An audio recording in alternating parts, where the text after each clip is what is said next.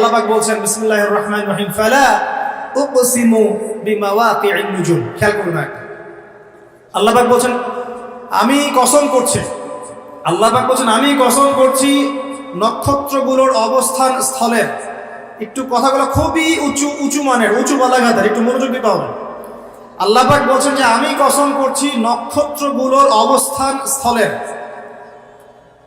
এটা একটা বিশাল কসম, ইন্নাহু লাকাসামুন লাউ তা'লামুন আযীম। আর আমি এখন যে কসমটা করলাম এই কসমটা একটা বিশাল বিষয়ের কসম, কিন্তু তোমরা এটা বুঝতে পারছো না। কিভাবে বিশাল বিষয় আগে এটা বোঝেন।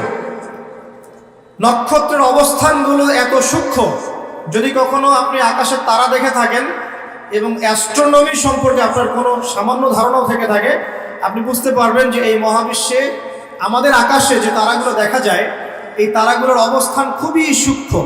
এক একটার থেকে এক একটা ডিস্টেন্স যদি 1 ইঞ্চিও কম বেশি হয়ে যায় এই অভিকর্ষ বল, মহাকর্ষ বলটা কলাপস করবে, এত সূক্ষ্ম। আমরা এখন বলি না যে বিগ ব্যাং থেকে মহাবিশ্ব সৃষ্টি হয়েছে, কেউ সৃষ্টি করেনি, নাউযুবিল্লাহ।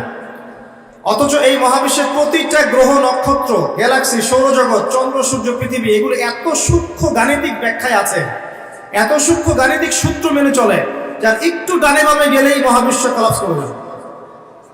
শুধু যদি সূর্যটাকে 1 হাত এগিয়ে দেওয়া হয় তাহলে এই পৃথিবীর অর্ধেকের বেশি জায়গা মরুভূমি হয়ে যাবে।